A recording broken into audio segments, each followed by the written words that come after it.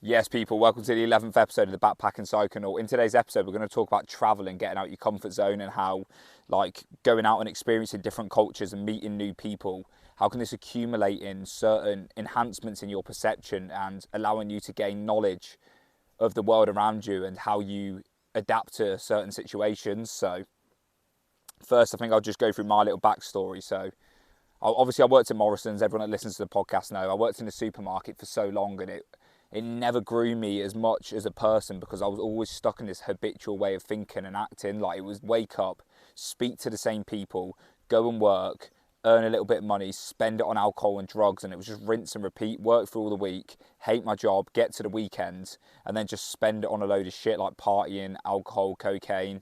And I never seen anything bigger for myself, and because I was living this habitual way of living, it's like my life was just passing by without me realizing it. I never managed to grasp hold of my life and take control, because I'd be like, oh, I'll start improving myself next week, I'll make this change the week after, and then a whole week would go by without me even realizing, because I'm stuck in this habit. And when you're stuck in a habit, it's automatic. Your subconscious just overtakes your conscious mind, and your brain wants to operate on the easiest level possible. So a habit is automatic, and when your whole day is the same shit every day, you're repeating the same things, your brain switches that to a habit. So by that, you're losing the conscious ability to be present, and your life's just going on autopilot.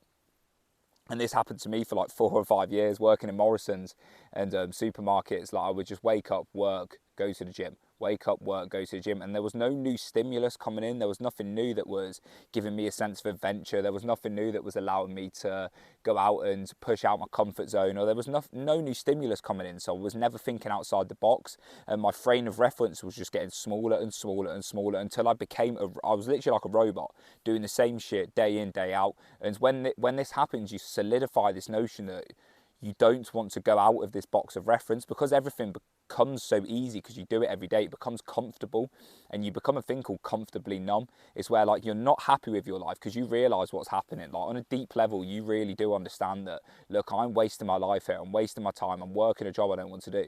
But because it's so comfortable, because it's what you know, just too afraid to go out and push out that comfort zone. And our brain wants to do the most comfortable things possible, because our brain is just evolved to survive on as little calories as possible and as little energy as possible. So if we're staying in a place and we're surviving, our body's being fed, we're sleeping well, it's going to want to stay there. And even if it's not good for our personal growth, all our brain wants to do is for us to survive and to pass on our genes. And yeah, your brain can give you this false illusionary sense that staying where you are is comfortable and it's good for you, where it's not. So your mind is actually against you. And this is one thing I realized after the meditation retreat I did, where it's your brain is constantly against you. It never wants you to win, it just wants you to be comfortable. And when you're in comfort, you'd never grow.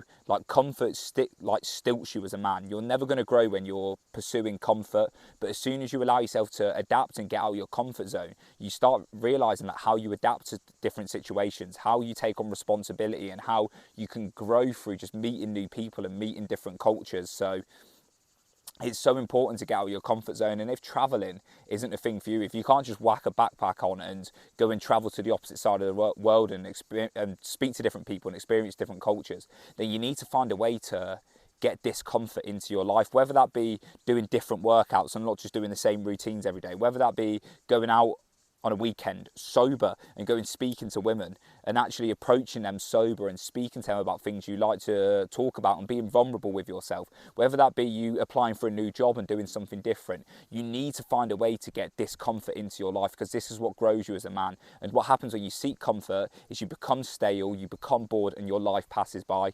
And it's not a great way to live life, because it doesn't allow you to be present, and there is no moment but now.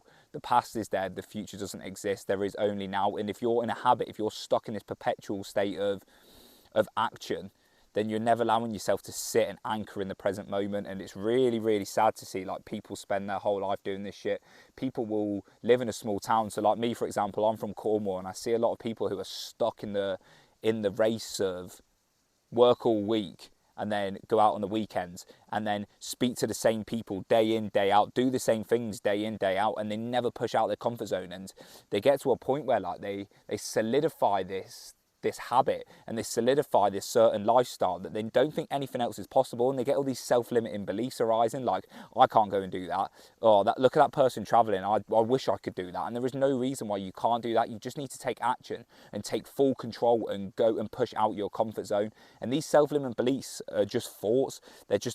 All they are is just self-limiting beliefs that are rooted in your subconscious from beliefs about yourself or the world around you. And they are just thoughts. They are fabricated from somehow in our brain chemistry. These thoughts pop up. They're not us. We are separate from our thoughts. So there is a place for when you can sit back, observe these thoughts and take action. So say if you want to go traveling and you're like, oh, I wish I could go traveling, but I can't because I've got this to do and that to do. Realise that that's just thoughts. They're just excuses. They're not you. They're just thoughts that are trying to keep you comfortable. It's your ego trying to keep you where you are because you are surviving. And once you can actually observe them naturally, you can start dispelling them one by one and start moving in the direction of going and doing what you want to do. And like that, breaking habitual cycles of just doing the same things day in, day out is so important. But the more you do it, the longer you've been doing that for, the harder it's going to be to break. And sometimes you need like a culture shock. You need something that's completely out your box of reference to wipe like a clean slate and move forward. And like that's what traveling's gave me. So first we went just a little bit of I was going to go into a bit of a backstory about what I've been doing. So I was in Indonesia about a month ago. And like before that, I'd never been traveling before. I've only went on like lads holidays and holidays with my family. And I got to Indonesia, like my mum used to look after me so much. So I used to get my clothes washed for me. I used to get my food cooked for me, all this shit, right? And I got to Indonesia with a backpack on, full responsibility for myself and my actions in a completely different environment compared to what I'm used to. And all I've done since then is grow. Grow as a person, grow mentally, grow socially. I've grew better relationships, I've got more self-assured in myself, and all of this has come from just moving environments and putting myself in a place that's completely different to what I'm used to. And now I'm in Australia, we're looking for a job, I'm still backpacking, living the life. And like a few years ago I had so many goals, like I want to get a nice car, I want to achieve a certain amount of wealth. And I'm starting to realise that like you first need to develop your character, and you can go and work 15 hours a day, 16 hours a day and neglect all the other aspects of your life, like the social side, the confidence, the experiences. You can neglect all of them, but all you're going to do is just reminisce and regret over why you didn't do them. And we can't take the monetary gains with us to the grave, but what you can do, once you die, you'll reflect on all the cool things you've done, all the cool people you've met. So you need to find a balance of the two. Obviously you need money and you need to be able to support yourself, support your family, but you also need experiences. So don't get stuck in the rat race of just going out, moving, trying to earn money. Support yourself, but at the same time go out and experience different things, and things you'll remember and take to your grave with you. And it's just about realising what's possible.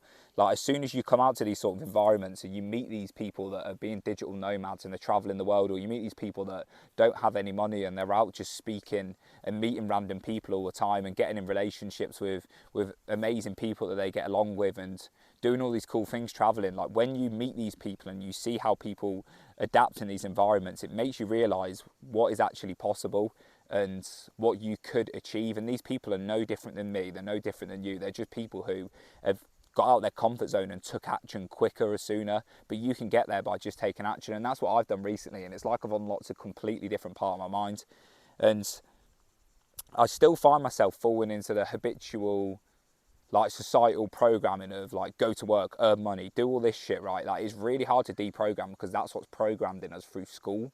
Through school we are programmed to be an employee. We're programmed that you should go get a good job, get good grades, sit down, work, do all this shit and never go and push yourself out your comfort zone. Always, it's like a very security based society. We're pushed to have security, get a house. Like if you have no money, it's the end of the world. And I think once you actually unlock, you try the other lifestyle, you go without money, or you go and live on barely anything, and you go and backpack around the world, and you go very vulnerable. You realise that the worst case, what you thought the worst case scenario is actually very freeing, and it's not that bad. And like now I feel like I can chase monetary value without the attachment to security. And what this allows me to do is not attach myself to the outcome. I can chase the goal of monetary value, but I can do it in a way that gives value to others instead of attaching myself to the goal of I'm going to make money, I need to make money now. Because the more you do this, the more you attach yourself to the goal of I need to make money, the more you're attaching yourself to the outcome and the more you're going to cause suffering. So you're going to be constantly like ruining your self-image because you're constantly focusing on a future outcome. And what this is doing is reinforcing where you are not. It's like, I want to get here and I'm not there. And it makes you feel worse in the present moment. But like when you give up that, and I think you need to, and when you give up that, and you give up the lifestyle of, and the mindset of, I need to go and earn money, I need to work a safe job, I need to be secure, get a house, please my parents. When you get out of that and you go and travel the world and be free, it's like you get a new enhancement of a perception on life, and you think, wow, like I can do whatever the fuck I want, whenever I want, and I'm going to earn money on my own terms. And when you do that, you can look at it from a very like value-driven based perspective. So now I'm like, I'm going to post this podcast for the next 3 years, and if I have to backpack and work shit jobs for the next 3 years, that's fine. But my whole goal with this podcast is to give value to you who's listening, to give value to others. And once you give enough value, once you're consistent at something and give enough value, the compound effect kicks in and eventually you end up getting the rewards you're seeking. But when you chase money, you're constantly chasing the next fad, the next thing. But when you can give value, true and honest value to people without expectation of something in return, then it's like the external kind of comes into you. And this comes into like how it's internal. It's just an interpretation. The external environment is just an interpretation of what's internal. And everything around me, I've just got preconceived judgments about things. And if I want to look at money in a way that I have to have this, I need to have that, it's going to cause me suffering. But if I look at money money's going to be something I get in my due time, due to me giving value to others, then I'm going to be a lot more patient. I'm going to be a lot more value driven. And in return, like paradoxically, that is going to give me more money. And yeah, to do this sort of lifestyle when you travel and like going out and exploring, I think you need to work on yourself first. I'm just going to take a quick sip of water. It's so warm out in Australia. We're out here at the moment and it's been like 30 degrees, but it's got like a nice little breeze to it. So it's definitely a lot more nicer than in Indonesia, because Indonesia is just like dead humid. But carry on what I was saying, right? Like to do this sort of lifestyle, like backpacking, get yourself out of your comfort zone, I think there is a certain requirement that, and this isn't a certain requirement, you don't have to do this, but I think it would be productive for you to be a bit of a hermit first and work on yourself. So what I've done the last like 3 years, and what I've seen people do, like especially my mate Ross, who's come out traveling with us, like we've spent a lot of time in solitude, reading, meditating, learning, exercising, instilling good habits and gaining new perspectives from people that are better than us. And once you do this, once you become a bit of a hermit, a bit of a recluse, and you sit down and work on yourself and get to the core of some of your beliefs and try and work shit out and try and better yourself on your own terms, it allows you to build this foundation of like confidence in yourself. And the more you learn, the more you get results in the external, it starts solidifying this self-confidence. And before I came out traveling, I was a bit insecure. I still have my own problems, but I had this belief in myself that, wow, look how much I've changed in the last couple of years. And I am fully confident in myself that I can always improve. And now I've got this very like abundance growth mindset, but that's come from years and years of dedicating myself to learning, reading, listening to podcasts, exercising. So if you're in a place where you're like really stuck in life and you're not very confident with yourself, or you're not maybe the smartest, or you're